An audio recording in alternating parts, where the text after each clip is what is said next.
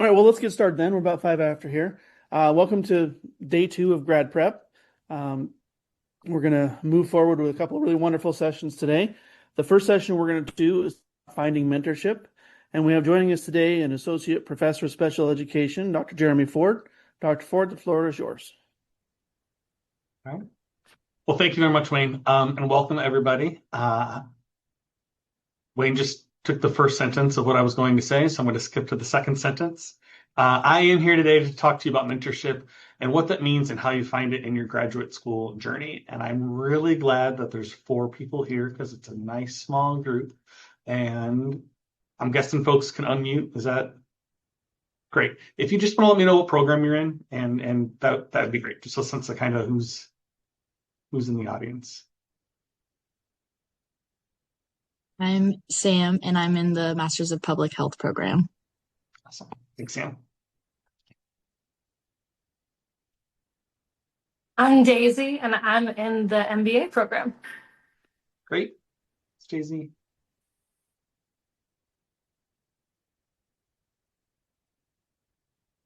Kessler, Nicole, are either one of you able to unmute? And if not, oh, there we go. Hi, I'm Kessler, and I am in the Master's Public Administration grad certificate program, looking at going into the doctorate for either public administration or political science. Great. Awesome.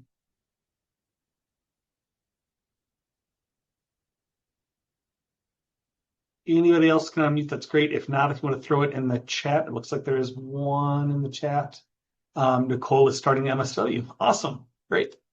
Well, thank you for sharing those. I'll do my best to keep an eye on the chat. If anything comes up and you have a question, I'm kind of a ask the question when you have it sort of a person. Otherwise, I will just go through a few slides and share some of my thoughts, some of the grad college's thoughts on mentorship. But definitely will be a spot at the end for some questions as well. So throughout your graduate journey, you will receive support in a lot of different ways.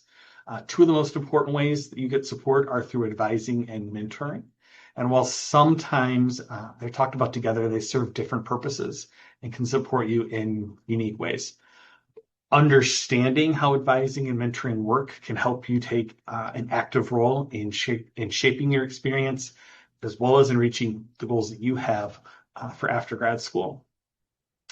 Students interact both with advisors and mentors over time. So like while you might be assigned an academic advisor, mentors are usually chosen by students. Many graduate students find multiple mentors to support multiple different parts of their journey. We're going to talk about this some in the next few slides, but that can be in research, in teaching, in writing, in career planning, and just in your own personal well-being.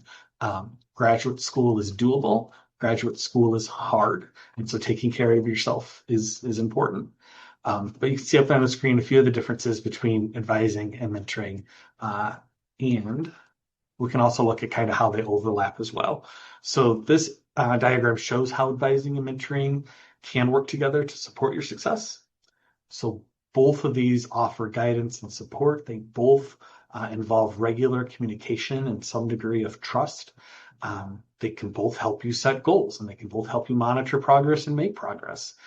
They both contribute to your success as well as your sense of belonging in your program and at Boise State. You can build strong relationships with both your advisor and your mentors, but when they work together, and that doesn't necessarily mean that the advisor and the mentor are working together. That means that you're kind of the linchpin in those relationships. You are more likely to thrive. So what are some of these benefits from mentoring? And maybe you all are aware of some of these because you chose to show up to the session, so that could be. But just to review, as an undergraduate student, your objective was to obtain knowledge. In graduate school, your objective is focused on starting to contribute to knowledge, to your field of study, and then to also function as a member in that profession. Even though you might be passionate about your particular subject, your ultimate goal for pursuing an advanced degree probably is still evolving. You probably still haven't exactly figured out what that looks like. And even if you have figured out what that looks like, it's likely to change as well. Our goals change as we journey into graduate school. So as your goals change, as your focus changes, as you have questions or new ideas, that's an opportunity for your mentors to assist you in figuring out what that looks like for you. The right mentoring relationship for you. And that's what I kind of decided to frame things as, is rather than talk about good mentoring, talk about what is the right mentoring relationship for you. That will be reciprocal. You want a mentoring relationship that lets you acquire a body of knowledge and skills and learn techniques for collaborating and networking, all of those things. But it also should be reciprocal in that the people who are your mentors are able to engage in new curiosities and engage with you and learn new things, learn new research questions and new things that you've pulled from another class and someone else, a different mentor that you have. And you're like, oh, that's fascinating. Let me learn more. Help teach me this new thing. You can being able to prepare the next generation in your field of study is also important, right? So that reciprocal relationship of they are helping move you along in your profession, but also you are helping them get their ideas and promote their ideas and expand those into the greater community. It's also possible for both parties to enjoy a personal and professional relationship that's satisfying. Mentor relationships, again, should be reciprocal, and both parties should be benefiting from them. So again, most people find it beneficial to have a network of mentors. These each offer support in different areas. So you might have a mentoring team, and that includes a faculty member who advises you on your thesis or your research. You might have a professional in your field who helps you explore career options. There might be a staff member who understands your interests or backgrounds that have maybe nothing to do necessarily with your graduate studies in your program, but are very much about you as a person. And then also importantly, you might have a peer who recently completed the same milestone that you're approaching. This idea in special education, we call them near peers, people who are just a year or 2 years ahead of you, can really be helpful can very much be helpful as mentors. They just did it. They know what it was like. You also don't need to find a perfect mentor. One of the things I want to emphasize is that you can start by finding people who are approachable and supportive of your growth. You don't necessarily know who those people are on day one, but over time, you start to learn who are the people that can take time for me, will make time for me, and really support what my goals are. Experienced can also be a good trait. Experienced mentors are a good thing, but that's a relative term, right? So again, someone who was recently hired as a member of the faculty, or that someone who's just a couple years ahead of you in your program can also be a valuable mentor. Mentors play an important role in your graduate experience. While your academic advisor is assigned to help you with program requirements and maybe which classes we need to take when. Mentors are often people you choose based on your goals, interests, and support needs. Mentoring relationships also grow over time and can come from many different directions. So not just your department, not just your program, but building a team of mentors who each support different aspects of your development isn't just beneficial. It's a practical way for you to approach your practical growth.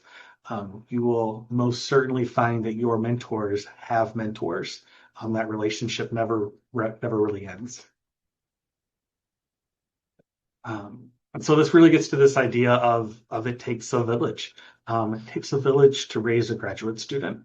No single person can meet every need you have during graduate school. So this mentoring team offers multiple perspectives on your academic and career goals. It provides a network of support for research, teaching, writing, creative activity, and again, well-being.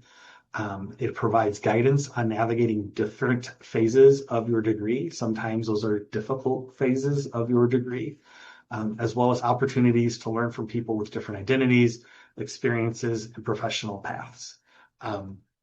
I always found one of the most exciting things, enjoyable things when I was meeting, I still find this true when I meet people in my field, is to explore how they got to where they are right now. All of our journeys look different. All of our paths look different.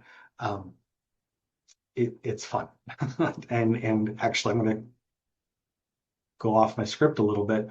I was at a lunch earlier this summer at a conference for inclusive post-secondary education, and these are programs for students with intellectual and developmental disabilities. We have one here on campus, and I was at lunch, and we were a speech language pathologist, a social worker, a special education teacher, and myself as a school psychologist. Like that was all of our backgrounds. But we were at this conference for this thing that was related to what we all do, but we all had these different paths in getting there. So having this conversation of, oh, well, how did things look like when you were an undergraduate? And then you did grad school, and then you had this experience happen, and then you moved here.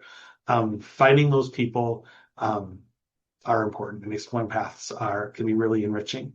And one of those people, actually, I would say, is a mentor of mine. She's been very helpful with some of the things that we've done here at Boise State. And so having those opportunities and those relationships really can make a difference. So in your graduate program, you are almost certain to come across a variety of people who could be a mentor. You will meet people through courses. You will meet people through research labs and professional development like conferences. And one of the other things I want to stress this morning are questions like these here at the bottom of the slide are important. You want to find, again, that right fit for you as a mentor. Somebody might be an amazing expert and an amazing teacher and an amazing person. And there's something that while they are great, maybe they're not your mentor, or maybe they're not a primary mentor, and they're a perfect fit for someone else in your cohort of students. There's nothing wrong or negative or bad. It's just about who's a good fit for you. And so I'm going to point your attention to these questions at the bottom. Looking for someone who asks good questions and gives thoughtful feedback. Someone who has that career path that you admire, or maybe that professional identity that I'd like to be kind of that person. Someone who makes space for different voices and experiences, and someone who listens well and can make you feel seen. Listening skills can be really important as you're talking about your graduate experiences and trying to problem solve and figure things out. So I'm actually going to take like 90 seconds, and I want you to just think about those questions or some other questions. I'm not going to ask you to share anything, but what are some questions that you might add to this list based on what you hope to get out of your graduate journey, and what is in particular, what is important to you? I'm just going to stop. I'm just going to wait. So people who are watching this as we're recording, you can just fast forward about 80 seconds.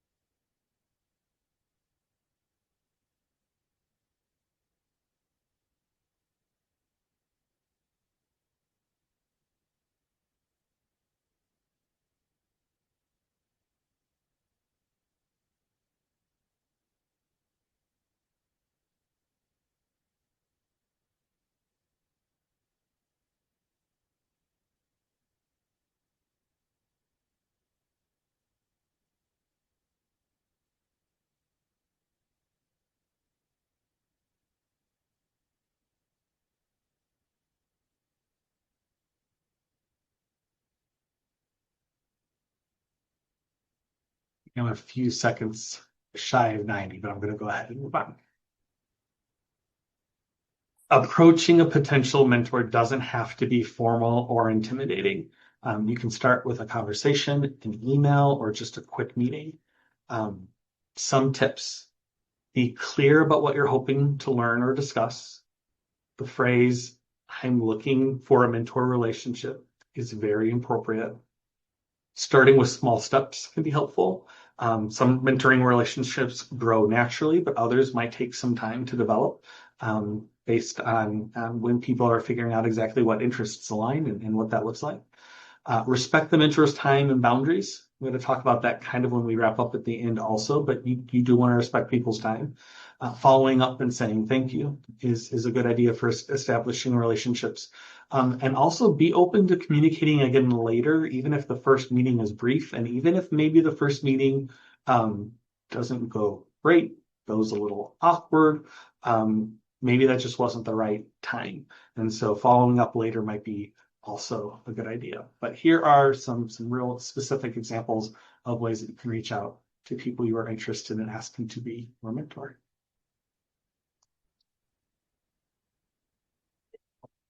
Just like any relationship, mentors can come and go. So mentoring relationships may shift as you progress through graduate school and after you complete your program, and that's totally normal. It is okay for you to seek new mentors as your goals change. It's okay to check in less frequently with some mentors and more often with others.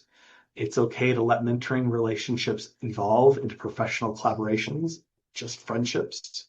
And you can always thank mentors and stay in touch even if your paths diverge. Again, you don't need to find a perfect mentor. What matters most is that you build a network of people who support your growth, challenge your thinking, encourage you to keep going. These relationships can help you thrive in graduate school and beyond. Oftentimes, these relationships continue on after graduate school. So what are some ways that you can thrive in your mentoring relationship? Like any professional connection, mentoring relationships take time, communication, and care. They are most effective when they are mutual, respectful, and based on clear expectations. Again, it's a two-way reciprocal relationship. And while your mentor may have more experience, you bring valuable ideas, questions, and perspectives to the conversation. Thinking about communication, it is fair to say that many an academic is not always the greatest of communicators. So if a mentor's feedback is unclear, it is okay to ask for clarification. You might want to say something like, I just want to make sure I understand your feedback. Can we go over it together? Can you help me think through how to approach this next step? Again, the mentor who's a right fit for you is going to be very open to following up and clarifying what it is that they were talking about.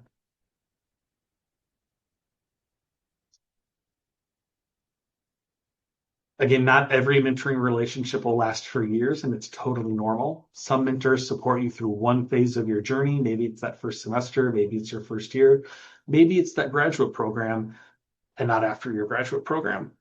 Others might stay connected for long after graduation, and you find yourself reaching out to them for advice or to think through something, saying, hey, can we grab coffee? Can we hop on Zoom real quick tomorrow afternoon? All of those relationships can and do happen, and they are all appropriate for what they are. A takeaway that I would have for y'all is to remember that you deserve mentoring relationships where you feel respected, heard, and supported. So spend a little bit of time on what do you do if the mentoring relationship isn't going well? People are people, and sometimes things don't work well between people. But again, advising and mentoring relationships are important parts of graduate education. And even though they're not easy, that doesn't mean that it's not worthy of the time, the commitment to make them work. So like any professional relationship, things can happen in terms of miscommunication, mismatched expectations, and moments of frustration. If something isn't working, you need to know that you're not alone, and everyone, including that person who is serving as your mentor, has experienced this difficult relationship that sometimes can happen. The experiences are not unusual. It certainly doesn't mean you or the mentor have failed. Going through periods of tension or misalignment, usually going through that process can result in coming out with a stronger relationship, or at least a stronger sense of the support that you need, that you can then go look for.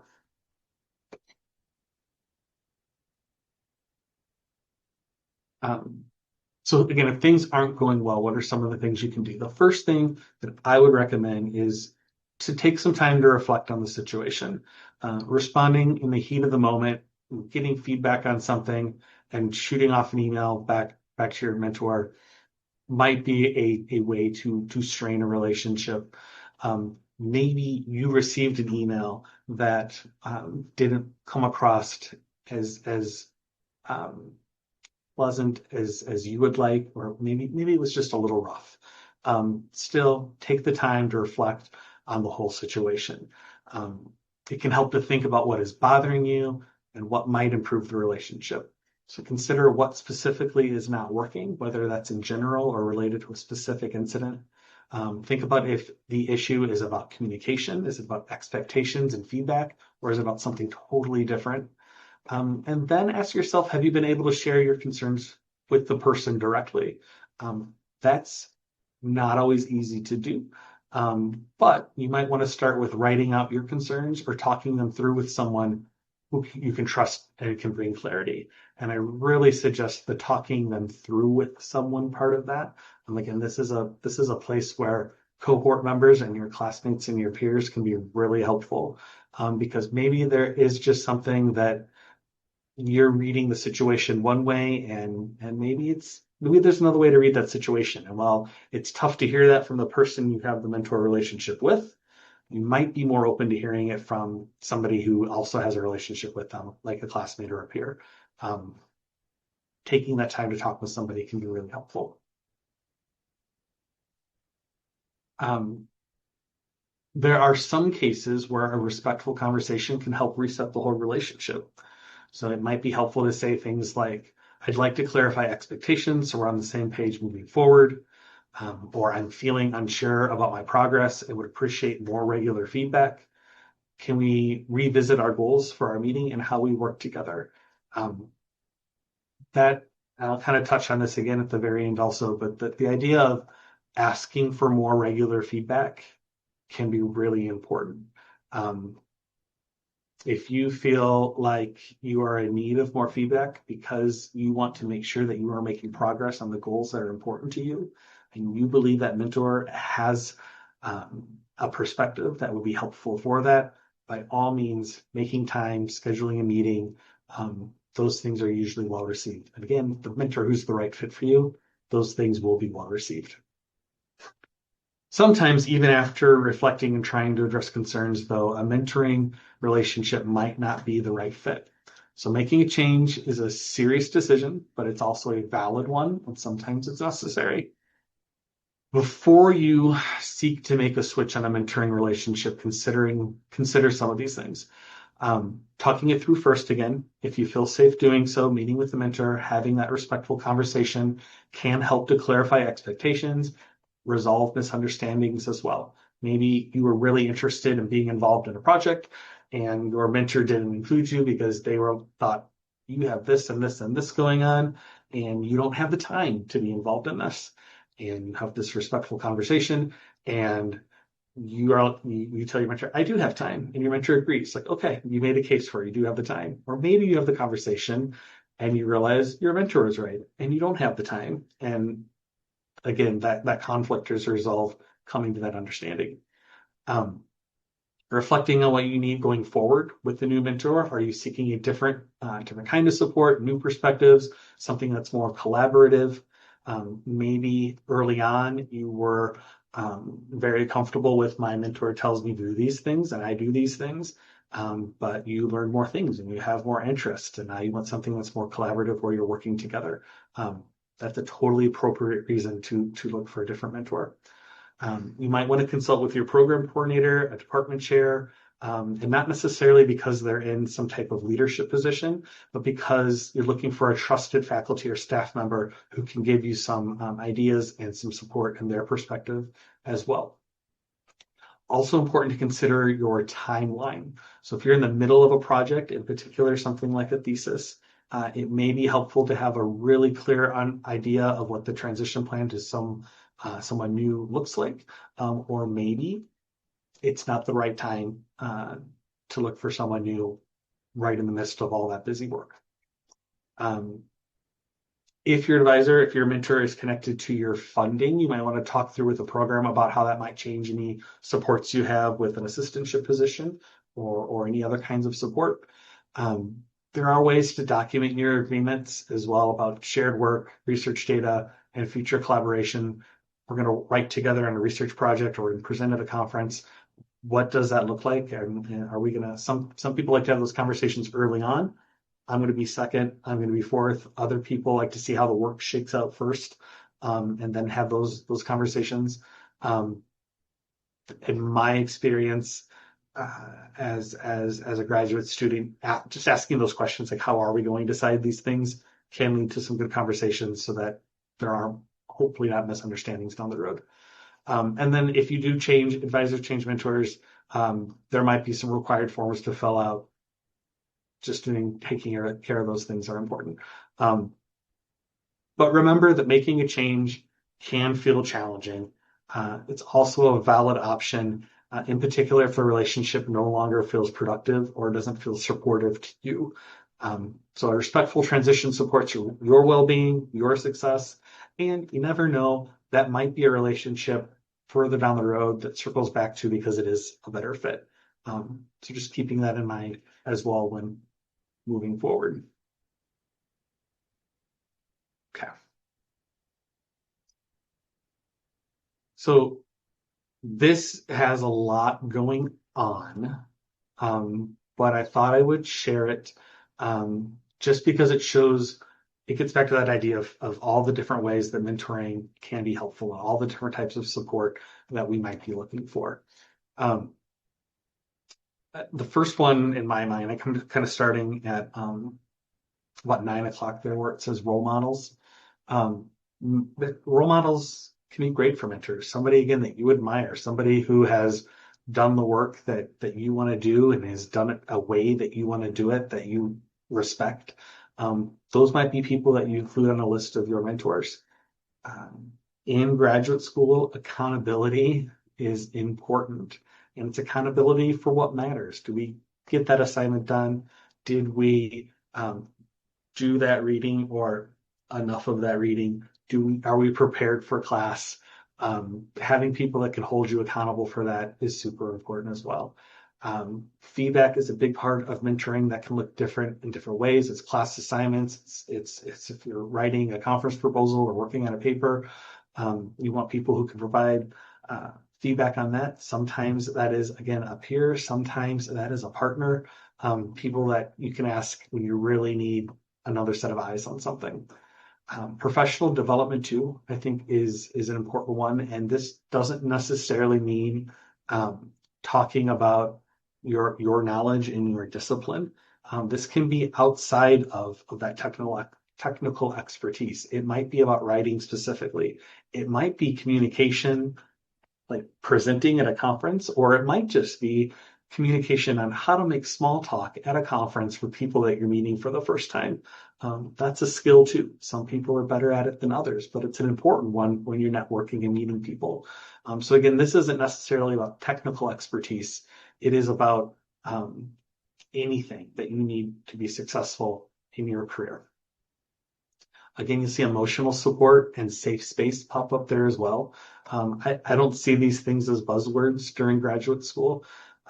You want people who can support you through a really difficult journey. The only people who understand what you're going through are your cohort members, the people you are in the program with. You don't have to be best friends. You probably will make some friendships, but you all are in it together.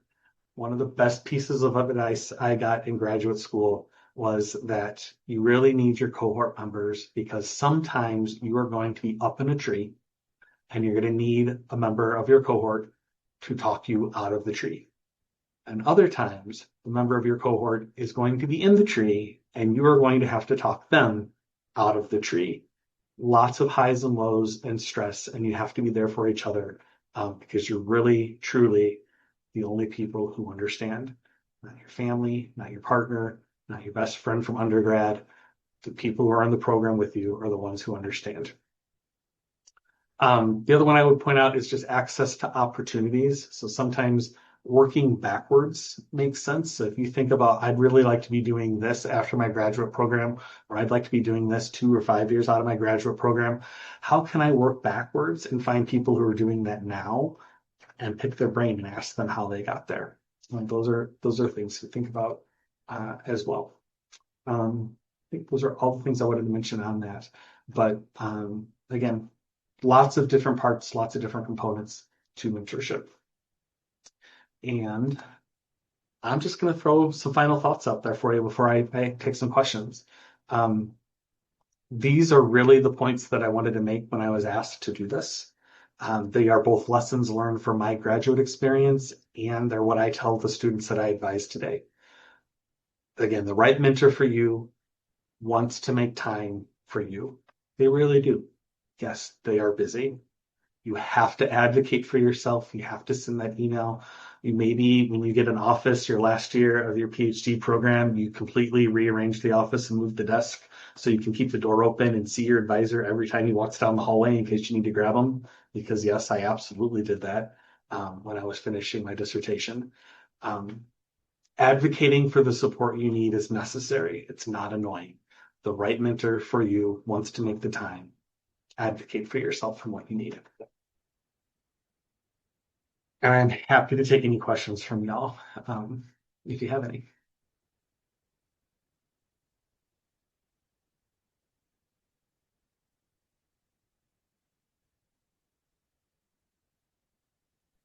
I had a question actually. Yeah.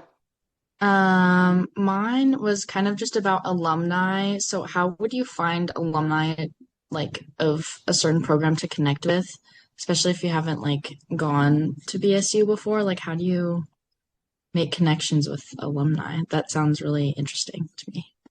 Yeah, well, that's great. Oftentimes you can meet alumni at different organizations, different workshops, different conferences.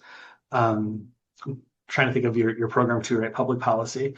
So there's probably a list of people and alumni and what they're doing right now, and you can ask maybe a program coordinator, the admin assistant as well, what that list looks like.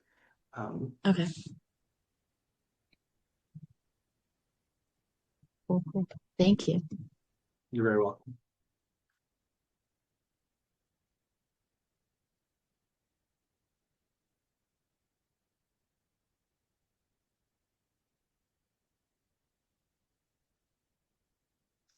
My wait time is really, really good. I also have a department meeting in 10 minutes, but I'm happy again to take questions from y'all.